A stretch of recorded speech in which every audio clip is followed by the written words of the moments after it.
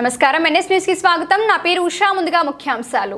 తిరుమల తిరుపతి దేవస్థానం వారి ఆధ్వర్యంలో వైఎస్ఆర్ కడప జిల్లా మండల కేంద్రమైన ఒంటిమింటి ఆంధ్రుల అయోధ్య ఆంధ్ర భద్రాచలంగా పిలువబడు శ్రీ కోదండ రామస్వామి దేవాలయంలో తొలి ఏకాదశి మరియు ఆషాఢ శుద్ధ పౌర్ణమి సందర్భంగా విష్ణు సహస్రనామ పారాయణం మరియు స్వామివారికి విశేష అలంకారం తులసి అర్చన కార్యక్రమాలు ఆలయ ప్రధాన అర్చకులు వీణ రాఘవాచార్యులు మాట్లాడుతూ పౌర్ణమికి ముందు వచ్చు ఏకాదశిని తొలి ఏకాదశి అని అంటారు.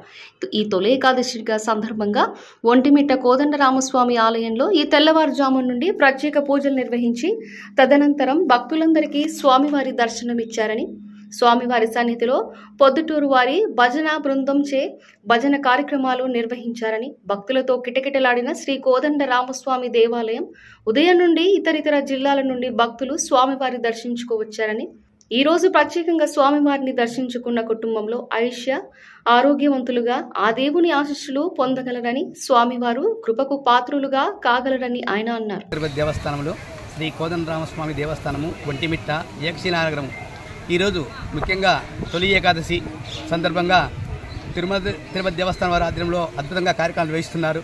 దాంట్లో భాగంగా ఏకాదశి కాబట్టి భజన కార్యక్రమాలు ఏర్పాటు చేశారు. ప్రొద్దురు వాస్తువులు అయితేనేమి, జక్కల చెరువు అయితేనేమి, తర్వాత యాడికి నుంచి కానీ ఇక్కడ అల్లూరు మైలూరు భజన కార్యక్రమాలు పాల్గొనడం జరిగింది. ఈరోజు అటువంటి కార్యక్రమాలకు తిరుమల దేవస్థానం వారు పెట్టింది ఒక పేరుగా ధార్మిక కార్యక్రమాలకు ఇక్కడ అన్నప్రసాదంగా ఏర్పాటు చేశారు.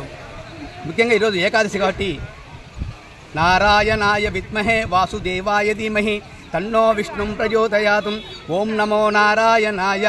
ముఖ్యంగా అష్టాక్షరి మంత్రాన్ని నిర్విరామంగా జపిస్తూ ఉండాలని, దాన్ని ఉపవాసం అని, అంటే దగ్గరగా వాసం అని నివసించడం అంటే భగవన్ నామాన్ని, భగవంతుని యొక్క రూపాన్ని మనసులో ఊహించుకొనుచు మనము ఆ భగవంతుని దగ్గర కావాలని, ఏకాదశి అందరూ అష్టాక్షరి మంత్రాన్ని జపిస్తూ ఆ భగవంతుని అనుగ్రహానికి పాత్రలు కావాలని ఈరోజు ప్రాతకాలం స్వామివారికి విష్ణుశాల గ్రామంకు స్థపన తిరుమంజము అభిషేకం జరిగి తదనంతరం విష్ణు సహస్రనామ పారాయణాలు జరిగినాయి.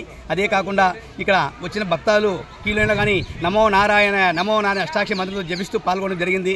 ఈ కార్యక్రమం అద్భుతంగా తిరుమల తిరుపతి దేవస్థానం వారికి ఆధ్వర్యంలో జరుగుతున్నందుకు ప్రజలంతా సంతోషిస్తున్నారు. ఓం నమో నారాయణాయ. జై శ్రీమన్నారాయణ.